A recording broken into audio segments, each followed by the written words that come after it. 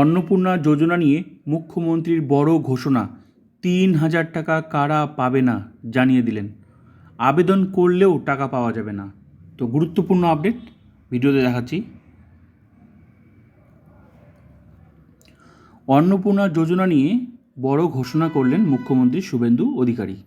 তিনি জানিয়েছেন, এই প্রকল্পে প্রায় 1,60,00,000 আবেদন জমা পড়েছিল। তবে যাচাই বাছাইয়ের পর 26 লক্ষ আবেদন বাতিল করা হয়েছে। কারণ ওই আবেদনকারীরা সরকারি প্রকল্পের সুবিধা পাওয়ার নির্ধারিত যোগ্যতার শর্ত পূরণ করতে পারেননি। মুখ্যমন্ত্রীর বক্তব্য, প্রায় 27 লক্ষ মহিলার নাম এমনভাবে তালিকাভুক্ত ছিল যাদের মধ্যে কেউই ভারতীয় নন, কারো নাম ভোটার তালিকায় নেই, আবার কোথাও মৃত ব্যক্তির নামও ছিল।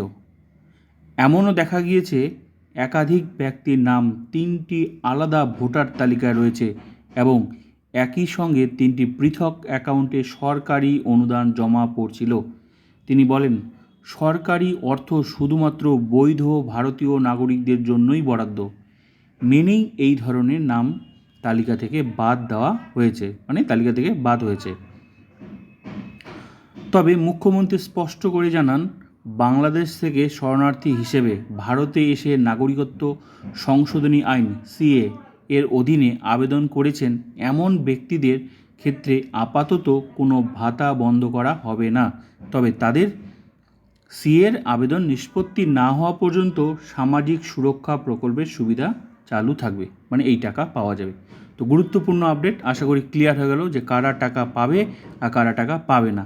একদম মুখ্যমন্ত্রী স্পষ্ট করে কিন্তু জানিয়ে দিলেন বিষয়টা। তো পুরো আপডেটটি আমি দেখালাম, ভীষণ গুরুত্বপূর্ণ। তো ভিডিওটা ভালো লাগলে লাইক করুন, সাবস্ক্রাইব অ্যান্ড